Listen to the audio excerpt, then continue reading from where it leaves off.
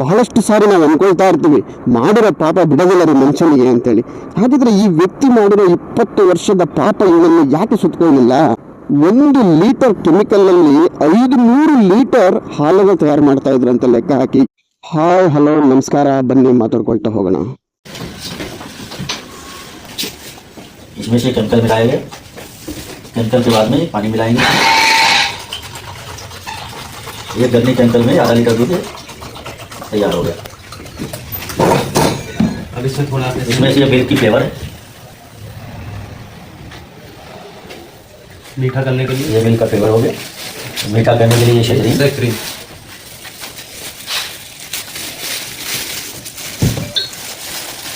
शक्कर की मात्रा मिला देंगे थोड़ी।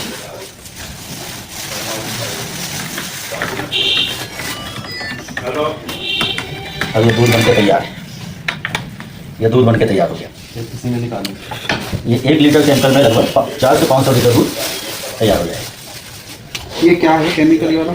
ये केमिकल इनके द्वारा लाया गया है, लेकिन इनके द्वारा बताया नहीं जा रहा है कौन सा केमिकल है। ये प्रीमिक्स तैयार है दूध बनाने के लिए, ये तैयार प्रीमिक्स है पूरा। इसमें कई केमिकल को मिला के ये तैयार किया गया है।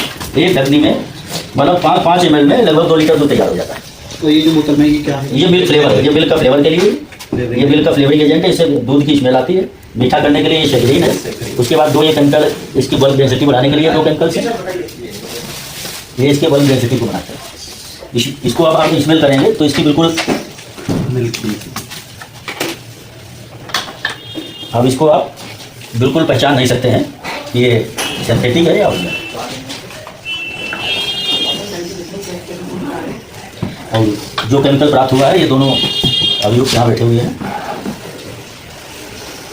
ದುಡ್ಡಿಗೋಸ್ಕರ ಎಷ್ಟು ಕೀಳು ಮಟ್ಟದಲ್ಲಿ ಇಳಿತಾರೆ ಜನ ಅಂತಂದ್ರೆ ಎಂಥ ಪಾಪಿಗಳಿರ್ಬೇಕು. ಇವತ್ತು ಪ್ಯಾಕೆಟ್ ಹಾಲು ಒಂಥರ ವಾಸನೆ ಬರುತ್ತೆ, ಅದು ಟೇಸ್ಟ್ ಇರಲ್ಲ, ಹಾಲು ರೀತಿ ಫೀಲ್ ಆಗಲ್ಲ. ನಾವು ಹಸುವಿನ ಹಾಲನ್ನ ಕೊಡೋದಕ್ಕೂ ಪ್ಯಾಕೆಟ್ ಹಾಲನ್ನ ಕುಡಿಯೋದಕ್ಕೂ ವ್ಯತ್ಯಾಸ ಇರುತ್ತೆ ಅನ್ನೋ ಕಾರಣಕ್ಕೆ ಒಂದಷ್ಟು ಜನ ಪ್ಯಾಕೆಟ್ ಹಾಲು ಬೇಡ ಅಂತ ಡಿಸೈಡ್ ಮಾಡಿ ನಾವು ಜನರ ಹತ್ರನೇ ಹಾಲನ್ನ ಇಸ್ಕೊಳ್ತೀವಿ. ಹಳ್ಳಿಯವರು ಬರ್ತಾರೆ, ದನಕರಗಳನ್ನ ಸಾಕೊಂಡಿದ್ದಾರೆ, ಎಮ್ಮೆ ಸಾಕೊಂಡಿದ್ದಾರೆ, ಅವರು ಹಾಲು ತಂದು ಮನೆ ಕೊಡ್ತಾರೆ ಅನ್ನೋ ಖುಷಿಯಲ್ಲಿ ನಾವು ಹಾಲನ್ನ ಪ್ರತಿದಿನ ಮಕ್ಕಳಿಗೆ ಕುಡಿತಾ ಇರ್ತೀವಿ. ಆ ಹಾಲು ವಿಷ ಆದ್ರೆ ಕಥೆ ಏನು? ನಾವು ಅವಾಗ ಕೇಳಿಸ್ಕೊಳ್ತಾನೆ ಇರ್ತೀವಿ, ನಕಲಿ ಹಾಲನ್ನ ತಯಾರು ಮಾಡ್ತಾರಂತೆ, ಹಾಗಂತೆ ಹೀಗಂತೆ ಕೇಳಿಸ್ಕೊಳ್ತಾ ಇರ್ತೀವಿ. ಆದ್ರೂ ಕೂಡ ನಾವು ನಮ್ಮ ಮನೆಗೆ ಬರೋರನ್ನ ನಂಬ್ತೀವಿ. ಈ ವ್ಯಕ್ತಿಗೆ ಅಷ್ಟೊಂದು ಲಿಂಕ್ ಎಲ್ಲಿರತ್ತೆ, ಅಥವಾ ಈ ವ್ಯಕ್ತಿ ಮೋಸ ಮಾಡೋ ರೀತಿಯಲ್ಲಿ ನಮಗೇನು ಕಾಣಲ್ಲ, ಈ ವ್ಯಕ್ತಿ ಒಳ್ಳೆಯವನಿದ್ದಾನೆ, ನಮಗೆ ಒಳ್ಳೆ ಹಾಲನ್ನೇ ಕೊಡ್ತಾನೆ ಅನ್ನೋದನ್ನ ನಂಬುತ್ತೀವಿ. ಹಂಗಾಗಿ ಇವತ್ತು ಏನು ನಡೀತಾ ಇದೆ ಈ ನಂಬಿಕೆಯ ಮೇಲೆ ಅನ್ನೋದೇ ಘೋರ ಪ್ರಶ್ನೆ ಆಗ್ಬಿಡುತ್ತೆ. ನೋಡಿ, ಇದು ಲಕ್ನೋದಲ್ಲಿ ನಡೆದಿರುವಂತ ಘಟನೆ, ಉತ್ತರ ಪ್ರದೇಶ ರಾಜ್ಯದಲ್ಲಿ. ಅಲ್ಲಿ ಈ ವ್ಯಕ್ತಿ ಏನ್ ಮಾಡಿದರೆ, ಸುಮಾರು 20 ವರ್ಷದಿಂದ ಈ ತರದ ಹಾಲನ್ನ ತಯಾರು ಮಾಡ್ತಾ ಇದ್ದಂತ್ರಿ. ಶಿವ ಕೇಳಿದ್ರೆ ಶಾಕ್ ಆಗ್ಬಿಡತ್ತೆ. 1 ಲೀಟರ್ ಕೆಮಿಕಲ್ ನಲ್ಲಿ 500 ಲೀಟರ್ ಹಾಲನ್ನ ತಯಾರು ಮಾಡ್ತಾ ಇದ್ರಂತ ಲೆಕ್ಕ ಹಾಕಿ ಯಾವ ರೀತಿಯಲ್ಲಿ ಇವರು ಮಾಡ್ತಾ ಇದ್ದಾರೆ ಅಂತೇಳಿ ನೋಡಿ. 500 ಲೀಟರ್ ಅಂದ್ರೆ ಸುಮ್ಮನೆ 500 ಲೀಟರ್ ಅಂತಂದ್ರೆ ಹೆಚ್ಚು ಕಡಿಮೆ 25,000 ರಿಂದ 30,000 ರೂಪಾಯಿ ನಾವು ಹಾಫ್ ರೇಟ್ ಕೊಡ್ತೀವಿ ಅಂದ್ರೂ ಕೂಡ ಅಲ್ಲಿ ಬಂದ್ಬಿಡತ್ತೆ. ಅಂತದ್ರಲ್ಲಿ 1 ಲೀಟರ್ ಕೆಮಿಕಲ್ ಅಲ್ಲಿ 500 ಲೀಟರ್ ಹಾಲನ್ನ ತಯಾರು ಮಾಡ್ತಾನೆ ಅಂತಂದ್ರೆ ಶ್ರೀಮಂತರ ಆಗ್ಲಿ ಇನ್ನೇನ್ರಿ ಆಗ್ತಾರೆ? ಇಂಥ ಕಚಡ ನನ್ನ ಮಕ್ಕಳು. ಬಹಳಷ್ಟು ಸಾರಿ ನಾವು ಅನ್ಕೊಳ್ತಾ ಇರ್ತೀವಿ, ಮಾಡಿರೋ ಪಾಪ ಬಿಡೋದಿಲ್ಲ ಮನುಷ್ಯನಿಗೆ ಅಂತೇಳಿ. ಹಾಗಿದ್ರೆ ಈ ವ್ಯಕ್ತಿ ಮಾಡಿರೋ 20 ವರ್ಷದ ಪಾಪ ಇವನನ್ನು ಯಾಕೆ ಸುತ್ಕೊಳ್ಳಿಲ್ಲ? ಈ ವ್ಯಕ್ತಿ ಮಾಡಿರೋ ಪಾಪ ಸುತ್ಕೊಂಡಿದ್ದಿದ್ರೆ ಇಷ್ಟೊತ್ತಿಗೆ ಒಬ್ಬ ಅಲ್ಲ, ಮನೆ ಮಠ ಎಲ್ಲ ಮಾರ್ಕೊಂಡು ಹೋಗ್ಬಿಡ್ಬೇಕಿತ್ತು. ಆ ರೇಂಜ್ಗೆ ಪಾಪ ಸುತ್ಕೋಬೇಕಿತ್ತು. ಯಾಕಂದ್ರೆ ಪ್ರತಿದಿನ 1000 ಮನೆಗಳಿಗೆ ಇಂತ ಹಾಲನ್ನ ಕೊಡ್ತಾನೆ ಅಂತಂದಾಗ 1000 ಮಕ್ಕಳ ಆರೋಗ್ಯದ ಪರಿಸ್ಥಿತಿ ಏನು, 1000 ಮಕ್ಕಳ ಭವಿಷ್ಯದ ಪ್ರಶ್ನೆ ಏನು? ಇದೆಲ್ಲವನ್ನು ಒಂದು ಕೂರಿನ ಯೋಚನೆ ಮಾಡಿದ್ರೆ ಇಂಥ ಪಾಪಿಗಳು ಹಾಲಿನ ರೂಪದಲ್ಲಿ ವಿಷವನ್ನ ಹಾಕ್ತಾರೆ ಅಂತಂದ್ರೆ ಇನ್ನೆಂತ ದರಿದ್ರದವ್ರು ಇರ್ಬೇಕು ಲೆಕ್ಕ ಆಗಿ. ನೋಡಿ, ಈಗ ಹೋಗಿ ಅರೆಸ್ಟ್ ಮಾಡಿದ್ದಾರೆ. ಈತ ಉದ್ಯಮಿ ಅಂತೆ, ಬಿಸ್ನೆಸ್ ಮ್ಯಾನ್ ಅಂತೆ. ಈತ ಇದೇ ತರ ಹಾಲನ್ನು ತಯಾರು ಮಾಡೋದನ್ನ ಅಲ್ಲಿರ್ತಕ್ಕಂಥ ಹಳ್ಳಿಯವರಿಗೆ ಹೇಳ್ಕೊಟ್ಟಿದ್ದಾರಂತೆ. ಇಷ್ಟಾಗಿ 20 ವರ್ಷದವರೆಗೆ ಈತ ಸಿಗಾಕೊಂಡಿಲ್ಲ ಯಾಕೆ? 20 ವರ್ಷ ಹೆಂಗೆ ಈತ ಕದ್ದು ಮುಚ್ಚಿ ಈ ತರದ ಹಾಲನ್ನು ಮಾಡ್ತಾ ಇದ್ದ ಅನ್ನೋದೇ ದೊಡ್ಡ ಪ್ರಶ್ನೆ.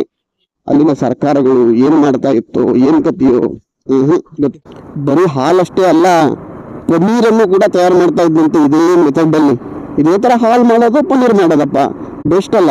ಮಾರ್ಕೆಟ್ ಅಲ್ಲಿ 150-200 ರೂಪಾಯಿಗೆ ಒಂದು 1/4 kg ಸಿಗ್ತಾ ಇದ್ರೆ ಈತ 80 ರೂಪಾಯಿ 100 ರೂಪಾಯಿ ಆರಾಮಾಗಿ ಕೊಟ್ಬಿಡ್ಬೋದು. ಯಾರು ಬೇಕಾದ್ರೆ ತಗೊಳ್ತಾರೆ ಅಂಗಡಿಯವರು. ಒಳ್ಳೆ ಪ್ಯಾಕೆಟ್ ಹಾಕ್ಬಿಟ್ರೆ ಮುಗಿದೋಯ್ತಪ್ಪ. ಒಳಗಡೆ ಎಂತ ದರ ಆಗಿರ್ಲಿ, ನಮಗೆ ಏನ್ ಗೊತ್ತಾಗತ್ತೆ ತಿನ್ನೋರಿಗೆ? 20 ರೂಪಾಯಿ ಕಮ್ಮಿ ಸಿಕ್ತು ಅಂತ ತಗೊಂಡ್ಬಂದು ತಿಂತೀವಿ, ಆದ್ರೆ ಒಳಗಡೆ ಇಂಥ ವಿಷ ತುಂಬಿದೆ ಅಂತ ಯಾರಿಗ್ ಗೊತ್ತಿರುತ್ತೆ? ನೋಡಿ, ಮಕ್ಕಳಿಗೆ ಜ್ವರ ಬಂದಾಗ, ಶೀತ ಆದಾಗ ನಾವು ಸಿರಪನ್ನ ಹಾಕ್ತಿವಿ. ಎಷ್ಟು ml? 5 ml. ಹೌದಾ, ಹಾಕ್ತಿವಿ. 5 ml ಎಲ್ಲ ಹಾಕೋದನ್ನ ನೋಡಿದ್ವಿ ಕ್ಯಾಪ್ ಅಲ್ಲಿ.